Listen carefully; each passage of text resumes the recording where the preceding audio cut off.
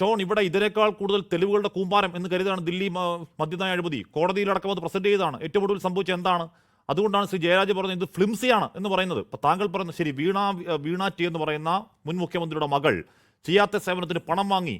അവിടെ എന്തായാലും ഈ PMLA ഈ പറഞ്ഞ കള്ളപ്പണമോ അല്ലെങ്കിൽ അഴിമതി വിരുദ്ധ നിയമം ഒന്നും നിലവിൽ വരില്ല. താങ്കൾ പറയുന്നത് പോലെ മുൻ മുഖ്യമന്ത്രിയെ കണക്ട് ചെയ്യാണെങ്കിൽ ED കുറച്ച് പണിയെടുക്കേണ്ടി വരും. ഷോൺ, അല്ല, അത് എനിക്ക് നല്ല ബോധ്യമുള്ളൊരു കാര്യമാണ്. ഞാൻ എത്ര പറഞ്ഞാലും അത് നിങ്ങൾക്ക് ബോധ്യപ്പെടുക അല്ലെങ്കിൽ എനിക്കൊന്നും ചെയ്യാൻ പറ്റില്ല. രണ്ടാമത്തെ കാര്യം, ഈ സ്വർണ്ണക്കൊള്ളയുടെ കാര്യം ഇവിടെ വന്ന് പ്രസംഗിച്ചത് നരേന്ദ്രമോദി മാത്രമല്ല, കോൺഗ്രസിൻ്റെ സമാനാധിരായ നേതാവ് രാഹുൽ ഗാന്ധി കൂടിയാണ്. രണ്ട്, കോൺഗ്രസിൻ്റെ നിലപാടുകളെ സംബന്ധിച്ച് പറഞ്ഞു. എത്രയോ വർഷമായി തമിഴ്നാട്ടിൽ DMK-യുമായിട്ടുള്ള ബാന്ധവം ഒറ്റ രാത്രി കൊണ്ട് ഉപേക്ഷിച്ച രാഷ്ട്രീയ പാർട്ടിയാണ് കോൺഗ്രസ്. കേരളം വിട്ടുകഴിഞ്ഞാൽ ഇന്നും ഈ പറയുന്ന CPM-ഉം കോൺഗ്രസും ഒരേ മുന്നണിയുടെ ഭാഗമാണ് എന്നുള്ള കാര്യത്തിൽ നമ്മൾ പ്രത്യേകം ശ്രദ്ധിക്കും. പിന്നെ ആരോപണങ്ങളെ സംബന്ധിച്ച് ഈ പറയുന്ന ഷിബു സോറൻ അല്ലെങ്കിൽ അരവിന്ദ് കെജ്രിവാൾ കോൺഗ്രസിനെതിരെ മുദ്രാവാക്യം ഉയർത്തിക്കൊണ്ടാണ് അധികാരത്തിൽ വന്ന് BJP അല്ല ഭരിക്കുന്നത് ഓർക്കണം.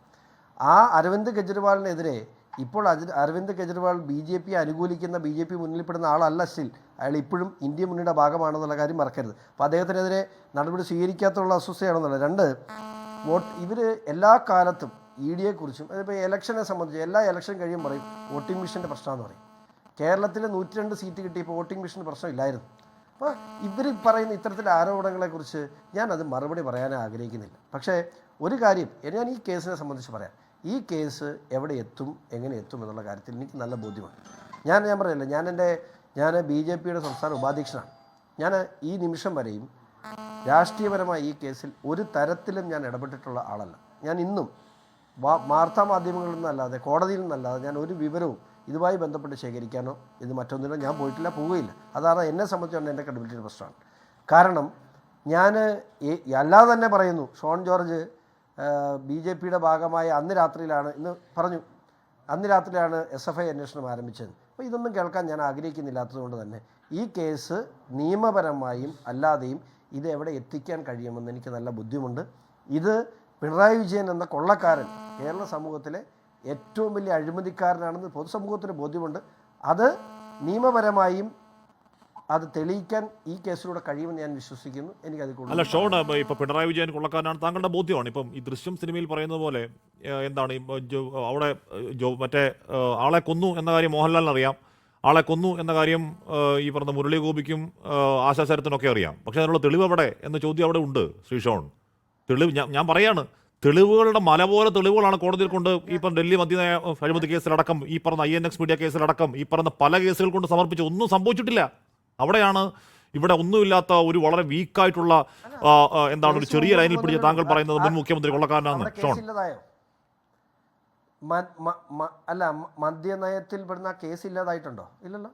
കെജ്രിവാളിനെ വിട്ട് വെറുതെ വിട്ടു. കേസ് അവിടെ ഉണ്ട്. കേസില്ലെന്നാരാ പറഞ്ഞ? ആ കേസ് ഇല്ലാതായി, അപ്പീൽ പോയി. അത് അല്ല, നിയമത്തിന്റെ വഴിയല്ലേ? അത് സ്വാഭാവികമായി കോടതികളുടെ അല്ല, അപ്പീൽ പോയി. ആ കേസ് നിയമത്തിന്റെ വഴിയല്ലേ നടക്കുള്ളൂ. ഒരു സുപ്രഭാതത്തിൽ ഏതെങ്കിലും ഏജൻസി കയറി എല്ലാവരും കണ്ടുപിടിക്കാൻ പറ്റും. സ്വാഭാവികമായിട്ടും ഈ കേസ് തന്നെ, ഈ റെയ്ഡ് തന്നെ എന്തുകൊണ്ട് മിനിങ്ങാന്ന് കോടതി ഉത്തരവ് വരുന്നോളം വരെ ED-ക്ക് പോലുള്ള ബാനുണ്ട്. ഇപ്പോൾ SFI അന്വേഷണ റിപ്പോർട്ട് സമർപ്പിച്ചു, കുറ്റപത്രമാണ് സമർപ്പിച്ചത്. അതിന്മേൽ പ്രോസിക്യൂഷൻ നടപടി സ്വീകരിക്കാതിരിക്കാൻ ഡൽഹി ഹൈക്കോടതിയിൽ സ്റ്റേ കിടക്കുകയാണ്. അപ്പോൾ ഇത് തരണം ചെയ്ത് വേണ്ട മുമ്പോട്ട് പോകാൻ. അതും ചെറിയ ആളുകളാണോ വരുന്നത്? ആരൊക്കെയാണ് വന്ന് അപ്പിയർ ചെയ്യുന്നത് നിങ്ങൾ തന്നെ കാണുന്നതാണല്ലോ. അപ്പോൾ സ്വാഭാവികമായി ഇത് ജൂലൈ 7-ാം തീയതി ആ കേസ് ഡൽഹി ഹൈക്കോടതി വെച്ചിട്ടുണ്ട്. അവിടെ ഞാൻ കക്ഷി ചേർന്നിട്ടുണ്ട്. ഇത്രയും വലിയ പ്രഗത്ഭരായ അഭിഭാഷകരൊന്നും എനിക്ക് വേണ്ടി വാദിക്കാനില്ല. പക്ഷേ ഈ കേസ് ജയിക്കുമെന്നുള്ള കാര്യത്തിൽ എനിക്കൊരു സംശയമില്ല. കാരണം ന്യായം എൻ്റെ ഭാഗത്താണ്. ഞാൻ മുമ്പോട്ട് വെക്കുന്ന കാര്യങ്ങൾ എന്താണെന്ന് പൊതുസമൂഹത്തിന് ബോധ്യമുണ്ട്, അന്വേഷണ ഉദ്യോഗസ്ഥർക്ക് ബോധ്യപ്പെടാനുള്ള രേഖകളും ഞാൻ സമർപ്പിച്ചിട്ടുണ്ട്. എല്ലാ കാര്യങ്ങളും എനിക്ക് മാധ്യമങ്ങളുടെ മുമ്പിൽ പറയാൻ കഴിയില്ലല്ലോ.